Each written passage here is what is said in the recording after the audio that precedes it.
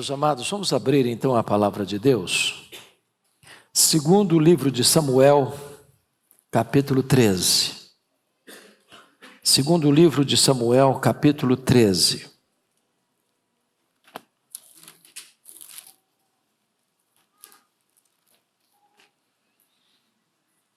Nós estamos no mês de maio, e este é o último domingo desse mês. E eu gostaria de tratar com você sobre família. E esse texto retrata uma história dramática da família de um homem que é conhecido como homem segundo o coração de Deus. A família de Davi. Segundo Samuel 13 diz assim: tinha Absalão, filho de Davi, uma formosa irmã cujo nome era Tamar. Aminon, filho de Davi, se enamorou dela. Angustiou-se Aminon por Tamar, sua irmã, a ponto de adoecer, pois sendo ela virgem, parecia-lhe impossível fazer-lhe coisa alguma. Tinha, porém, Aminon um amigo, cujo nome era Jonadab, filho de Simeia, irmão de Davi. Jonadab era homem muito sagaz. E ele lhe disse: por que tanto emagreces de dia para dia, ó filho do rei? Não me dirás? Então lhe disse Aminon: amo Tamar, irmã de Absalão, meu irmão. Disse-lhe Jonadab: deita-te na tua cama e finge-te doente. Quando teu pai vier visitar-te, dize-lhe: peço-te que minha irmã Tamar venha e me dê de comer pão, pois vendo-a eu preparar-me a comida, comerei da sua mão. Deitou-se, pois, Aminon e fingiu-se doente. Vindo o rei visitá-lo, Aminon lhe disse: peço-te que minha irmã Tamar venha e prepare 2 bolos à minha presença, para que eu coma de sua mão. Então Davi mandou dizer a Tamar em sua casa: vai à casa de Aminon, teu irmão, e faz-lhe comida. Foi Tamar à casa de Aminon, seu irmão, e ele estava deitado. Tomou ela a massa e a amassou, fez bolos diante dele e os cozeu. Tomou a assadeira e virou os bolos diante dele. Porém ele recusou comer. Disse Aminon: fazei retirar a todos da minha presença. E todos se retiraram. Então disse Aminon a Tamar: traze a comida à câmara, e comerei da tua mão. Tomou Tamar os bolos que fizera e os levou a Aminon, seu irmão, à câmara. Quando lhe os oferecia para que comesse, pegou-a e disse-lhe: vem, deita-te comigo, minha irmã. Porém ela lhe disse: não, meu irmão, não me forces, porque não se faz assim em Israel. Não faças tal loucura, porque aonde iria eu com a minha vergonha? E tu serias um dos loucos de Israel. Agora, pois, peço-te que fales ao rei, porque não me negará a ti. Porém ele não quis dar ouvidos ao que ela lhe dizia. Antes, sendo mais forte do que ela, forçou-a e se deitou com ela. Depois, Aminon sentiu por ela grande aversão, e maior era a aversão que sentiu por ela que o amor que lhe votara. Disse-lhe Aminon: levanta-te, vai-te embora. Então ela lhe disse: não, meu irmão, porque maior é esta injúria, lançando-me fora, do que a outra que me fizeste. Porém ele não a quis ouvir. Chamou a seu moço que o servia e disse: deita fora esta, e fecha a porta após ela. Trazia ela uma túnica talar de mangas compridas, porque assim se vestiam as donzelas filhas do rei. Mesmo assim o servo a deitou fora e fechou a porta após ela. Então Tamar tomou cinza sobre a cabeça, rasgou a túnica talar de mangas compridas que trazia, pôs as mãos sobre a cabeça e se foi andando e clamando. Absalão, seu irmão, lhe disse: esteve Aminon, teu irmão, contigo? Ora, pois, minha irmã, cala-te, é teu irmão. Não se angustie o teu coração por isso. Assim ficou Tamar e esteve desolada em casa de Absalão, seu irmão. Ouvindo o rei Davi todas estas coisas, muito se lhe acendeu a ira. Porém Absalão não falou com Aminon, nem mal nem bem, porque odiava Aminon por este ter forçado a Tamar, sua irmã. Passados 2 anos, Absalão tosqueava em Baal-Razor, que está junto a Efraim, e convidou Absalão todos os filhos do rei. Foi ter Absalão com o rei e disse: eis que teu servo faz a tosquia. Peço que com o teu servo venha o rei e os seus servidores. O rei, porém, disse a Absalão: não, filho meu, não vamos todos juntos, para não te sermos pesado. Estou com ele, Absalão, porém ele não quis ir. Contudo, o abençoou. Então disse Absalão: se não queres ir, pelo menos deixe ir conosco Aminon, meu irmão. Porém o rei lhe disse: para que iria ele contigo? Insistindo Absalão com ele, deixou ir com ele Aminon e todos os filhos do rei. Absalão deu ordem aos seus moços, dizendo: tomai sentido. Quando o coração de Aminon estiver alegre de vinho, e eu vos disser: feri Aminon, então o matareis. Não temais, pois não sou eu quem vô-lo ordena, sede fortes e valentes. E os moços de Absalão fizeram a Aminon, como Absalão lhes havia ordenado. Então todos os filhos do rei se levantaram, cada um montou o seu mulo e fugiram. Iam eles ainda de caminho, quando chegou a notícia a Davi: Absalão feriu todos os filhos do rei e nenhum deles ficou. Então o rei se levantou, rasgou as suas vestes, se lançou por terra. E todos os seus servos que estavam presentes rasgaram também as suas vestes. Mas Jonadab, filho de Simeia, irmão de Davi, respondeu e disse: não pense o meu senhor que mataram a todos os jovens filhos do rei, porque só morreu Aminon. Pois assim já o revelavam as feições de Absalão, desde o dia em que sua irmã Tamar foi forçada por Aminon. Não meta, pois, agora na cabeça o rei meu senhor tal coisa, supondo que morreram todos os filhos do rei, porque só morreu Aminon. Absalão fugiu. O moço que estava de guarda, levantando os olhos, viu que vinha muito povo pelo caminho por detrás dele, pela banda do monte. Então disse Jonadab ao rei: eis aí, vêm os filhos do rei, segundo a palavra de teu servo. Assim sucedeu. Mal acabara de falar, chegaram os filhos do rei, e levantando a voz choraram. Também o rei e todos os seus servos choraram amargamente. Absalão, porém, fugiu e se foi a Talmai, filho de Amiur, rei de Gesur. E Davi pranteava a seu filho todos os dias. Assim Absalão fugiu, indo para Gesur, onde esteve 3 anos. Então o rei Davi cessou de perseguir Absalão, porque já se tinha consolado acerca de Aminon, que era morto. Até aqui. Quero falar com vocês sobre os dramas de uma família. Meus irmãos, a história de Davi, para mim, é uma das histórias mais bonitas, eloquentes de toda a Bíblia. Davi viveu 70 anos. Davi era o filho caçula de 8 irmãos. Davi passou a sua infância e a sua adolescência como um pastor de ovelhas nos prados de Belém, uma região desertificada, mas ainda com algumas pastagens, e por lá ele aprendeu a tocar, a compor, a defender o seu rebanho. Ainda muito jovem, quis a providência de Deus que ele fosse escolhido dentre os filhos de Jessé como rei de Israel, em lugar do rei Saul. Desde o dia que o azeite foi derramado na cabeça dele, ungindo-o para ser rei de Israel, ele não teve mais paz. Vocês conhecem o cenário da vitória dele sobre o gigante Golias? Vocês conhecem a princípio o apreço de Saul por ele, chamando-o para ser o músico oficial do palácio. Vocês sabem que o próprio Saul prometeu a filha em casamento a Davi, mas não tardou para que tudo mudasse, o amor se transformasse em ódio.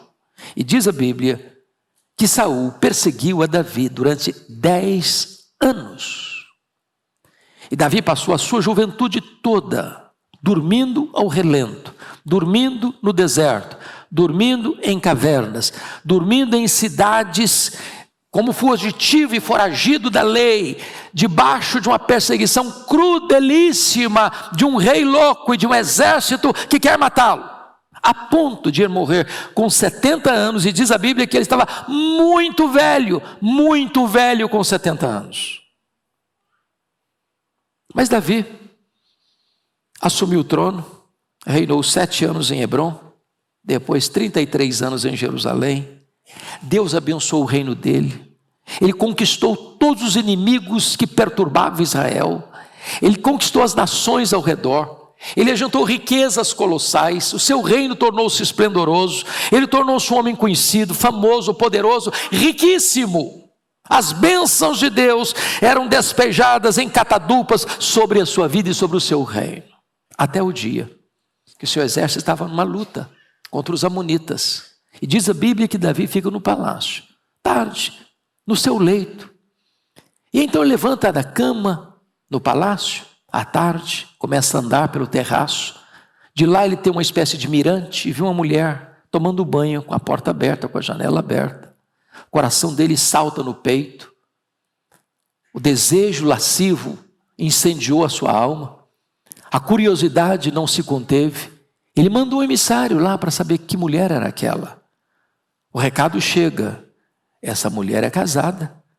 Essa mulher é a mulher de Urias. Não só um dos teus soldados, mas um dos teus valentes. Mas a volúpia já tomava conta. A paixão incendiária já tinha como um fogaréu acendido em sua alma. E ele mandou um emissário trazer Batseba. Deitou-se com ela. Coabitou com ela. E a despediu. Nas sombras do anonimato. Sem saber o que tinha acontecido com as portas fechadas do palácio. Era apenas uma aventura. Era apenas uma noite de prazer. Quando a única palavra que Batseba repete em toda a história é esta: estou grávida. Isso mudou o cenário da vida dele. O mundo desabou na cabeça dele, porque o marido da Batseba não está em casa e não tem prazo para voltar. A gravidez tornar-se-ia notória. Então ele tenta medidas paliativas para trazer o marido de volta, trouxe o marido de volta, tentou levar o marido para casa, e o marido se recusou a entrar na sua casa, e agora ele não tem outra opção, a não ser partir para uma medida mais radical. Tem que matar Urias. E ele escreve uma carta para o comandante, bota Urias na frente da batalha, não ponha nenhuma proteção para que ele morra. Fez a carta, selou a carta, entregou na mão de Urias. E Urias leva a sua sentença de morte. Entrega ao comandante Joabe. E Urias morreu. Daqui a pouquinho, passado o luto, num homem benemérito e muito cuidadoso com as pessoas desprovidas ou desprotegidas de Israel, diz: vou chamar a viúva, já que eu tenho um harém, uma a mais não vai fazer tanta diferença. Trouxe a Batseba, fez dela sua mulher. A Bíblia diz que isso foi mal aos olhos do Senhor. E Deus mandou na casa dele o profeta Natã, que contou uma história para ele. Davi, deixa eu contar uma história para você. Tinha numa região 2 homens, um rico e outro pobre.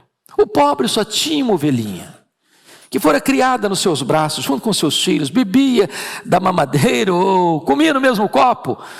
Só que, Davi, aconteceu um fato: o cara rico um dia recebe um visitante em casa. E ele tinha muitas reses, muitas ovelhas. Sabe o que aconteceu, Davi?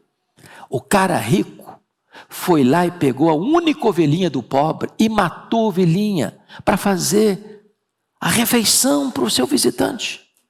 Diz a Bíblia que Davi se acendeu em ira e disse: esse cara tem que morrer. E mais, tem que restituir 4 vezes a ovelhinha que mandou matar. Então o profeta Natã disse: você, Davi, é o homem. Davi sentenciou a si mesmo de morte. E Davi deu a sentença de restituir 4 vezes. Deus disse por meio do profeta: você não vai morrer. Deus perdoou o seu pecado. Mas a sentença quádrupla, você vai sofrer. E ele sofreu. O filho do adultério morreu. Depois, o Absalão matou Aminon. Depois, o primo Joabe matou Absalão. Depois, o Salomão matou Adonias. 4 filhos morreram. Consequência do seu pecado. O texto que nós temos nas mãos e que acabamos de ler é um dos textos, é uma das páginas mais sombrias na história de Davi. Esse texto está encharcado de sangue.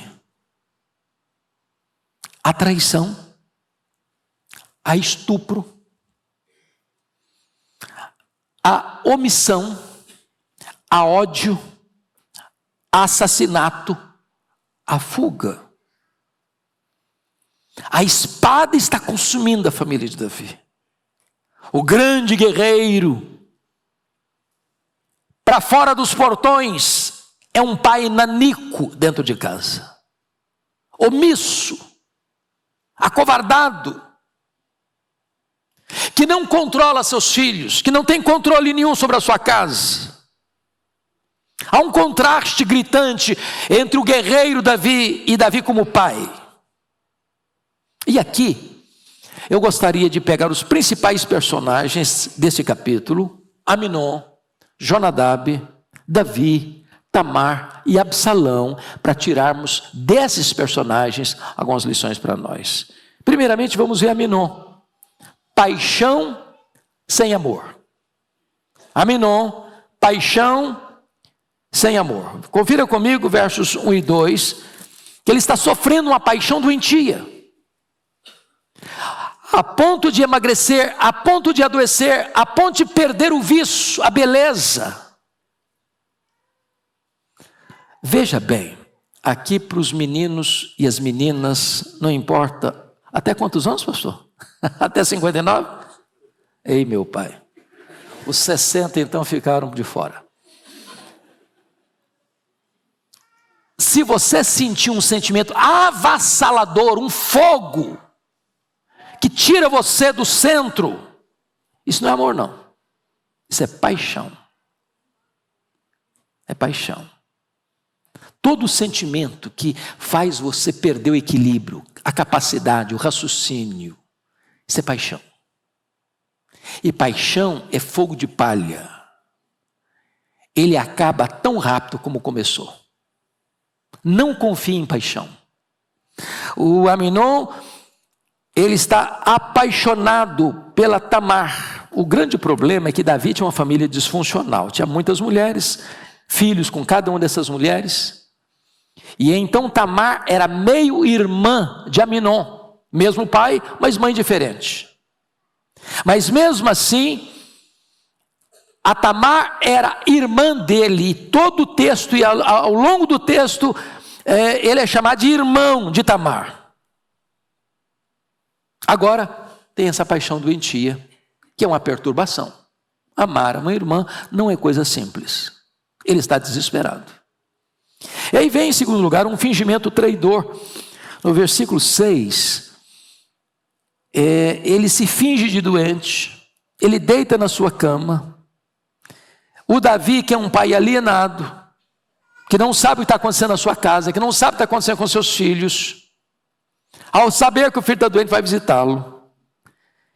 E Aminon faz um pedido para ele: olha, eu quero que o senhor mande a minha irmã na minha casa para fazer uma refeição para mim, porque das mãos dela eu acho que eu vou conseguir comer e melhorar.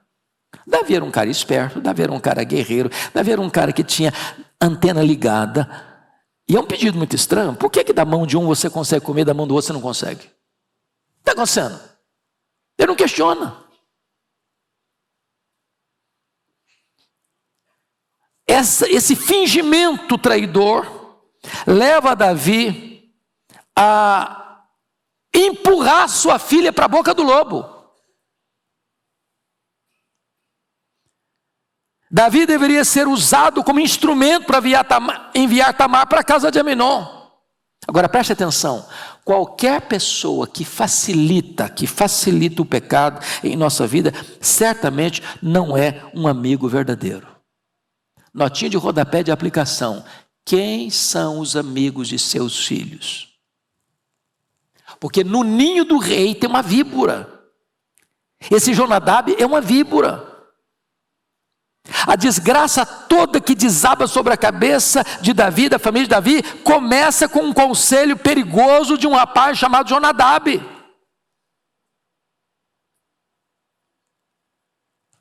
E o Davi não está sabendo de nada. O filho está adoecendo, está emagrecendo. O Davi não tem ciência disso, o Davi não sabe disso, o Davi não acompanha isso. Tem pessoas que são mais próximas dos nossos filhos do que nós pais, que às vezes estão dando conselhos que vão levá-los para o abismo. Agora veja você em terceiro lugar, estou falando de Aminon, uma desonra insuportável, do verso 9 ao versículo 14.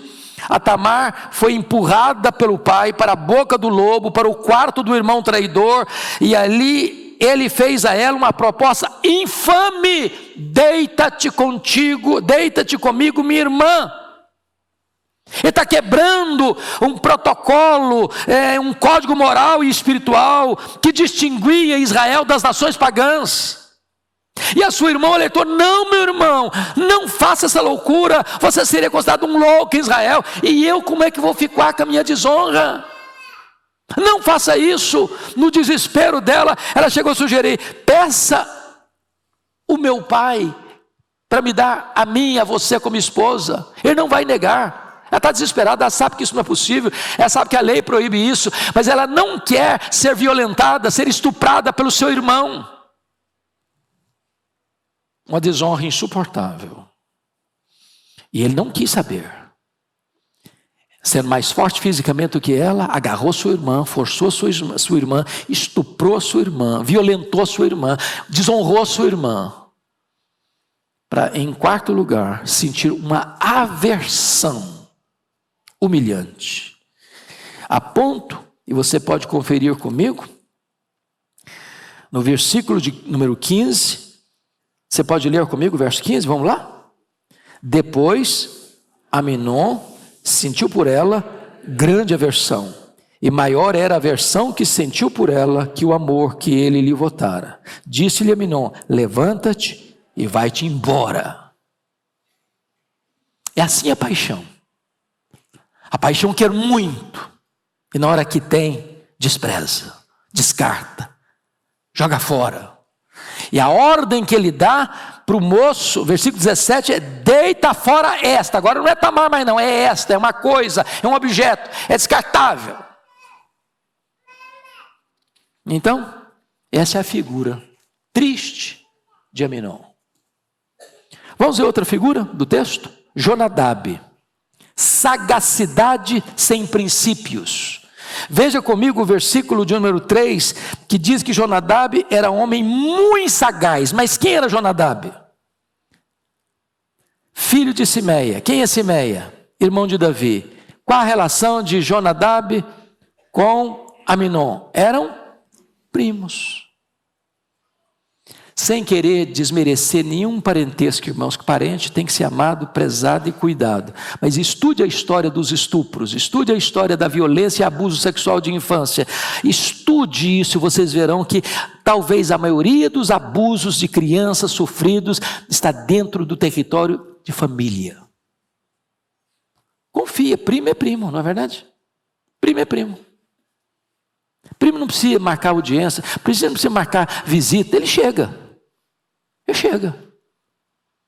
Só que o Jonadab era uma víbora, era um demônio, disfarçado de gente, que arruinou a família de Davi.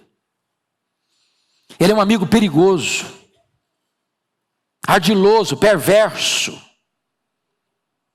E aqui fica a pergunta para nós pais, para nós avós: quem são os amigos dos nossos filhos, dos nossos netos? Quem são as pessoas mais próximas? Com quem eles andam? Que conselhos eles escutam? Nós precisamos estar antenados com isso. E qual foi o conselho perverso desse amigo, suposto amigo? Olha o versículo 4 e 5.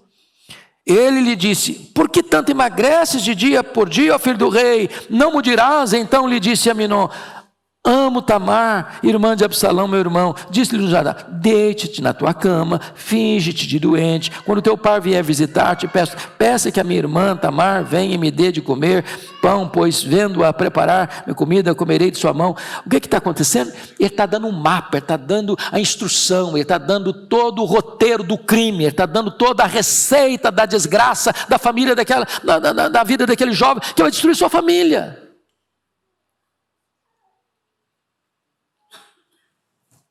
Conselheiro perverso. Agora note outra coisa: um informante dissimulado. Preste atenção nisso, no versículos 32 e 35, isso me intriga demais, pastor Ival. Porque o Jonadab é aquele cara sutil, é uma víbora mesmo, tenta se disfarçar. No dia da festa do Absalão, que não era festa, coisa nenhuma, era tocaia, para matar uma pessoa, matar o Aminon, o Jonadab não estava na festa. Onde estava o Jonadab? No palácio do rei. Quando a notícia chega de lá, ela chega exagerada. Mataram todos os filhos do rei. Tragédia. O Jonadab disse para o rei, assim, ele estava lá perto do rei, propositadamente, pensadamente, refletidamente, porque ele era o autor intelectual de toda essa tragédia.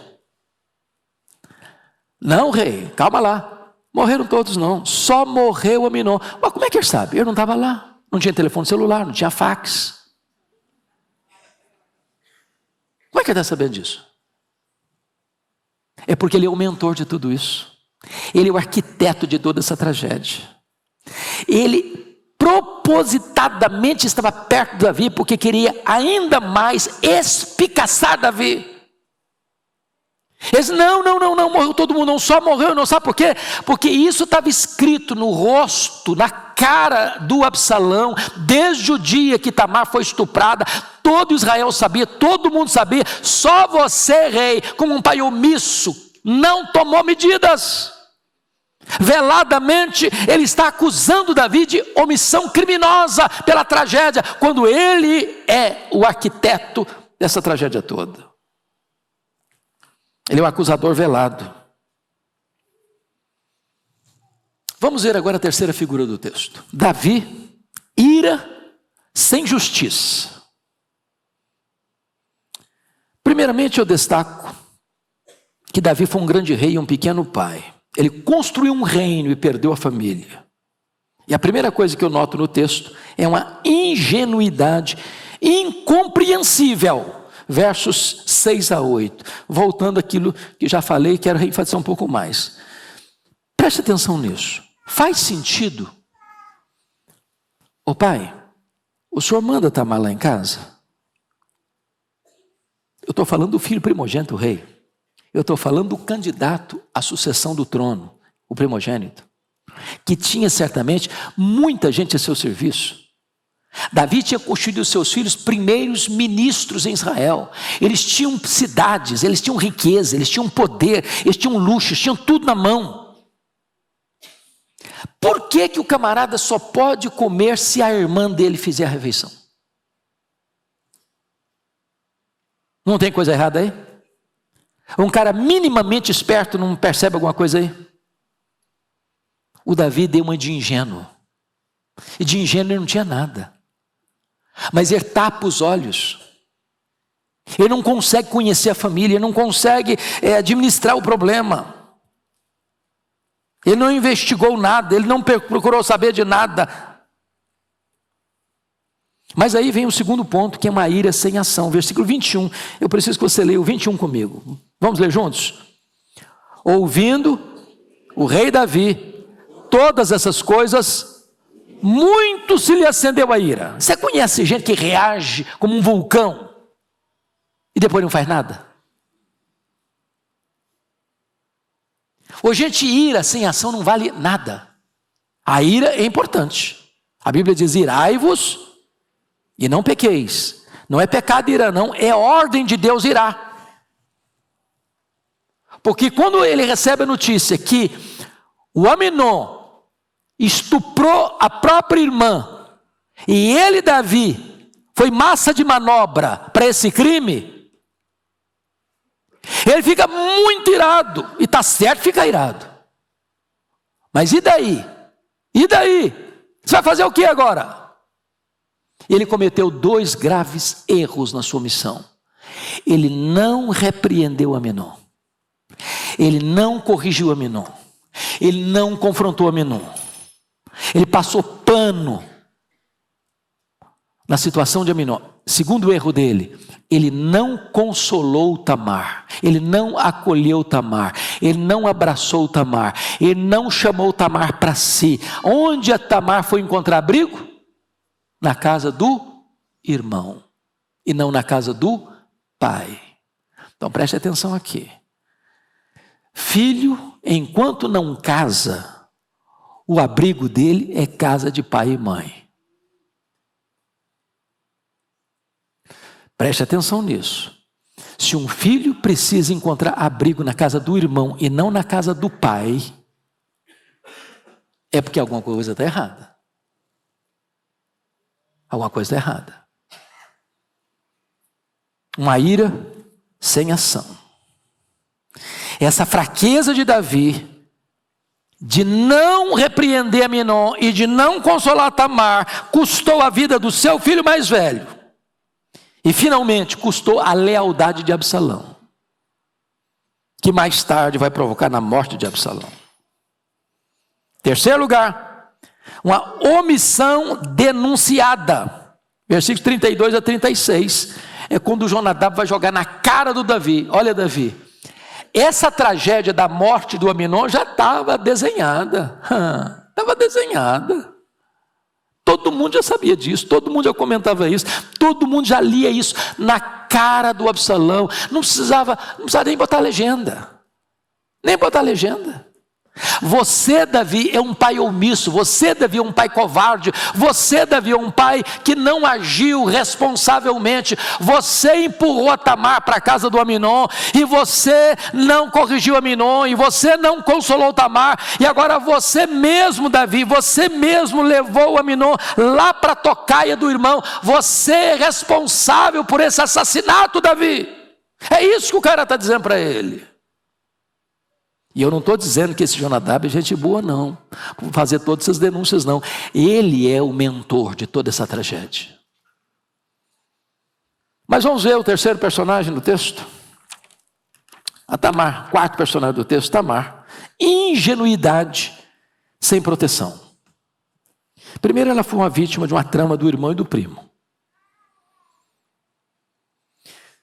Às vezes, aquilo que é um atributo, que a Bíblia diz que ela era muito bela, pode se tornar uma porta de entrada de um perigo. A beleza de Tamar laborou contra ela mesma, porque ela foi vítima de uma trama, primeiro do primo, depois do irmão. Segundo, ela foi vítima de uma ordem do pai. A menina não questionou o pai, não, pai, mas por quê? Não, ela não questionou, ela foi e obedeceu. Terceiro, ela foi vítima de um estupro violento. E ela não teve culpa. Ela está isenta de qualquer responsabilidade dessa tragédia pessoal. Ela foi em obediência ao pai. Ela foi em amor ao irmão.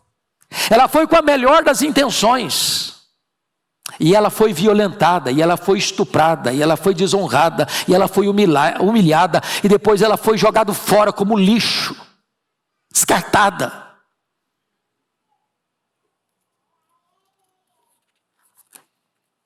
Quarto lugar, vítima de uma rejeição humilhante, porque agora o Aminon deita fora, a despreza, e passa a ter nojo dela.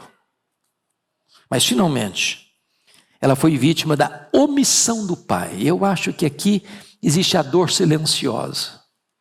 Não está escrito. Não está escrito. Você já pensou o que a Tamar deve ter sentido? Foi o pai que me mandou para lá.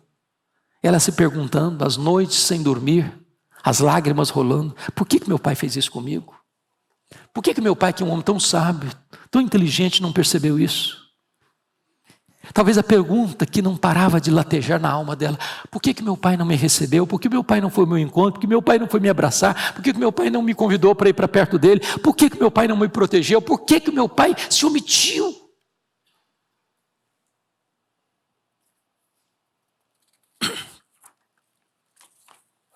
E agora, eu gostaria que nós olhássemos o último personagem, Absalão, ódio sem restrição. Então vamos ver no texto algumas coisas muito importantes. Primeiramente, observe aí comigo, versículo 20, a pergunta do Absalão. Você pode ler o verso 20 comigo? Vamos juntos? Absalão, seu irmão, lhe disse: esteve Aminon, teu irmão, contigo? Ora, pois, minha irmã, cala-te. é teu irmão. Não se angustie o teu coração por isso. Assim ficou Tamar e esteve desolada em casa de Absalão, seu irmão. Algumas coisas aqui no texto. O Davi não estava pescando nada. O Absalão estava. O Absalão já estava percebendo o clima esquisito. Ele estava percebendo que o Aminon estava olhando para Tamar com outros olhos. E ele está suspeitando de alguma coisa.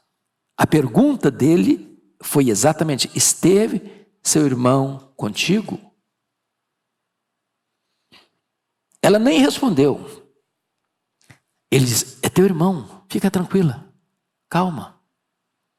Mas quem fica tranquila depois de um estupro?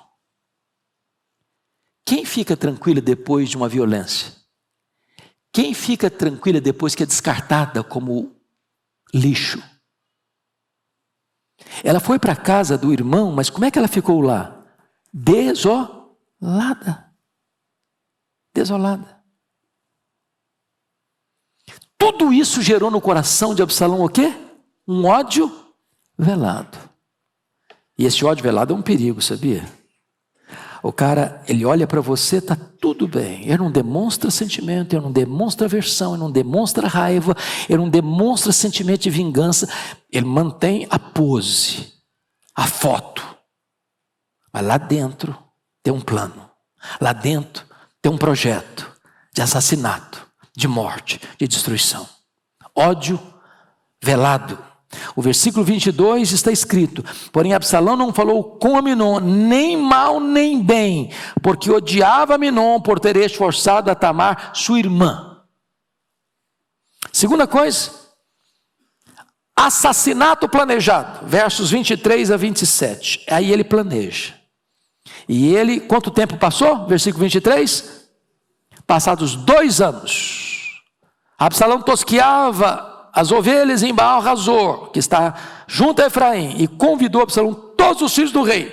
Então note isso, era uma festa. A tosqueira era uma festa. E uma festa de celebração, de comemoração. Então Absalão vai e convida quantos filhos do rei? Todos. Todos são quantos? Todos. Pronto, está convidado. Fez convite, imprimiu na gráfica, mandou para todo mundo.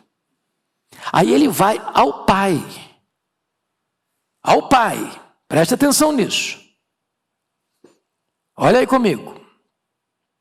Versículo 24. Foi Absalão com o rei e disse: eis que teu servo faz a tosquia, peço que com o teu servo venha o rei e os seus servidores. Está convidando o staff. Todo mundo. A resposta do Davi é absurda, louca. O rei, porém, disse a Absalão: não, meu filho, não vamos todos juntos para não te sermos pesados. Ô Davi, fala outra, vai. Inventa outra, e essa não cola. Essa não cola. Eu estou falando do filho do rei. O cara que pode dar uma festa de arromba para a multidão. Não, meu filho, não, vou ser pesado para você. Você conhece aquele negócio da desculpa? Quando o cara não quer, qualquer coisa serve. O pastor que criou o ministério Evangelismo Explosivo, contando sobre esse assunto, disse que um dia um vizinho chegou na fazenda do vizinho, próximo, contigo de terra, e disse: eu vim aqui para você emprestar o seu arado, eu preciso arar minha terra, você podia me emprestar seu arado? Ele falou: rapaz, eu não posso, minha mulher está penteando cabelo com ele. Mas a mulher não penteia cabelo com ela. Rapaz, quando você não quer, qualquer desculpa serve. Aí o Absalão deu a senha para ele, a senha, preste atenção nisso. Versículo 25, ele disse assim: não, eu não vou não, nós não vamos não quero ser um pesado não, mas eu abençoo você, Deus te abençoe naquela festa. Versículo 26, então disse Absalão: se não queres ir, pelo menos deixa ir conosco Aminon, meu irmão. Uai, Davi, não estou te entendendo agora. Quantos você convidou dos filhos do rei? Quantos? Todos. Uai, mas agora por que mencionou Aminon? Ele não é filho do rei, não é, aliás, o primogênito? Para que a ênfase? Meus irmãos, o Absalão está dando a senha para o pai, a senha da tragédia. E Davi até que tenta pescar a coisa, quando ele pergunta assim, olha aí, para que ele iria contigo? Versículo 26, para que ele iria contigo? Ele não é bobo, ele não é tolo. Para que ele iria contigo? Mas versículo 27 diz, insistindo Absalão com ele, deixou ir com ele Aminon e todos os filhos do rei. Sabe o que está acontecendo aqui? O assassinato está planejado. E assim como lá atrás o Davi empurrou a Tamar para a boca do lobo, para o quarto do filho Aminon, agora ele empurra Aminon para a tocaia da morte planejada por Absalão. Meus amados irmãos, preste atenção nisso. Às vezes os pais não querem ver os perigos que estão dentro da família. Fazem vistas grossas. E aí, o terceiro ponto é assassinato executado. Porque o Absalão dá a senha para os seus servidores. Olha, bota bebida na cara desse cara. Embriaga o cara. Embriaga o homem. A hora que ele estiver alegre, a hora que ele estiver meio sem controle, sem domínio próprio, meio cambaleando, sem qualquer capacidade de reação, então lancem contra ele e o matem. Coragem! Eu estou mandando. E diz a Bíblia que assim fizeram. E Aminon morre. E Aminon é assassinado.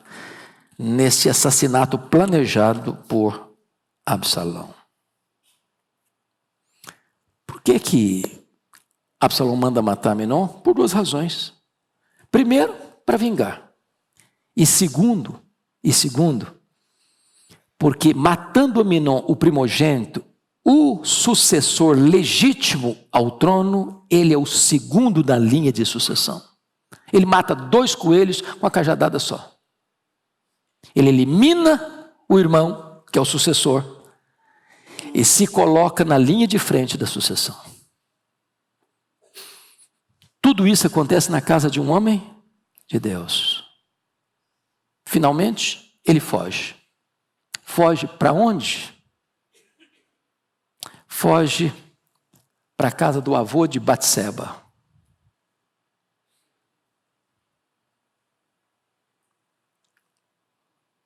Que não tem nada de feliz com Davi.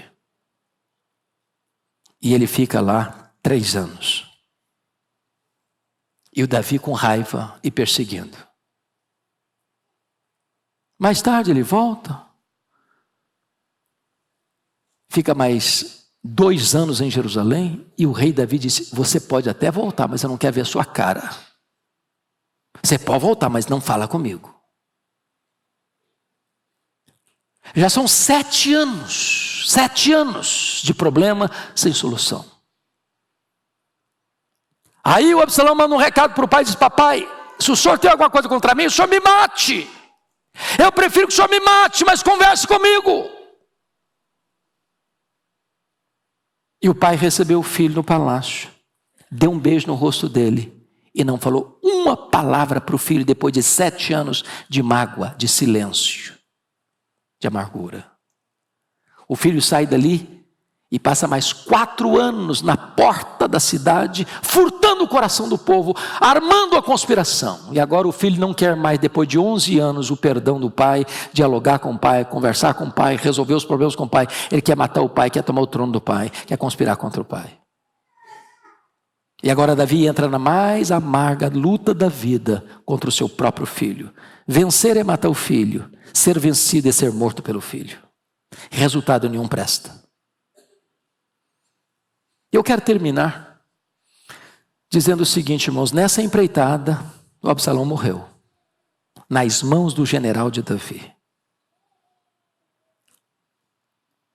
E a pergunta é essa, meu Deus, se um homem como Davi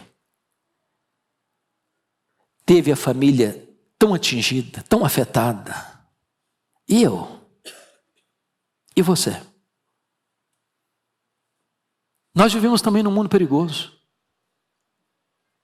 Situações difíceis. Há muitos inimigos à nossa volta, tentando capturar os nossos filhos, tentando dar maus conselhos para os nossos filhos. Ou vocês têm alguma dúvida que os nossos filhos são bombardeados por maus conselhos todos os dias, nas escolas?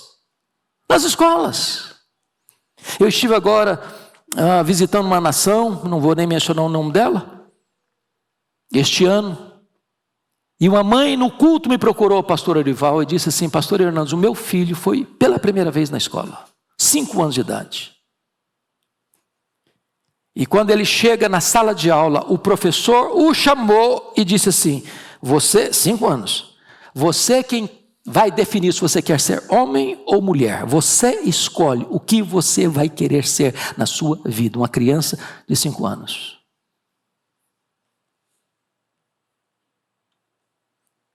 Você pode imaginar o que pode acontecer nessa geração? Acautelemo-nos. Abramos os olhos para saber quem está perto dos nossos filhos, quem está aconselhando os nossos filhos. Fiquemos mais atentos para não cairmos em armadilhas perigosas. Que Deus livre a nossa família do mal.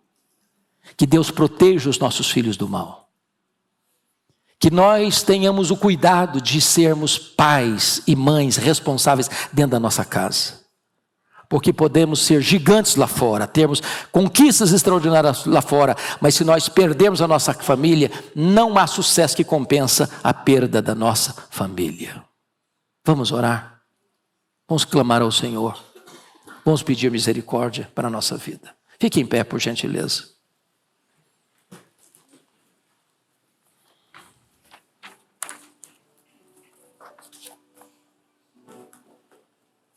Precisamos, irmãos, levantar uma grande cruzada de oração pela família. A família está sendo bombardeada em todas as frentes. Precisamos pedir aos céus misericórdia, proteção. Precisamos colocar os nossos filhos na arca da salvação. Precisamos colocar os nossos filhos debaixo do sangue do Cordeiro. Precisamos ensinar os nossos filhos a verdade de Deus. Porque muitas vezes lá fora eles estão sendo desconstruídos em seus valores e precisamos lutar pela família. Deus, nós te agradecemos pelo alerta da tua palavra. A exortação que ela nos traz. Se um homem como Davi, com tantas vitórias, com tantas conquistas, enfrentou derrotas e tragédias tão amargas na sua casa, tem misericórdia de nós. Tem misericórdia de nós. Tem misericórdia dos nossos filhos. Tem misericórdia dos nossos netos. Tem misericórdia das futuras gerações. Meu Deus, livra as nossas crianças do mal. Livra os nossos adolescentes do mal. Livra os nossos jovens do mal. Livra os casais do mal. Livra as famílias do mal, Senhor. Que as nossas famílias sejam protegidas. Que haja um muro de fogo ao redor da nossa casa. E dá-nos responsabilidade como pais e mães, como avós e avós, para lutarmos pela nossa família e vermos a nossa família protegida, guardada e sustentada por tua graça. Oramos em nome de Jesus. Amém.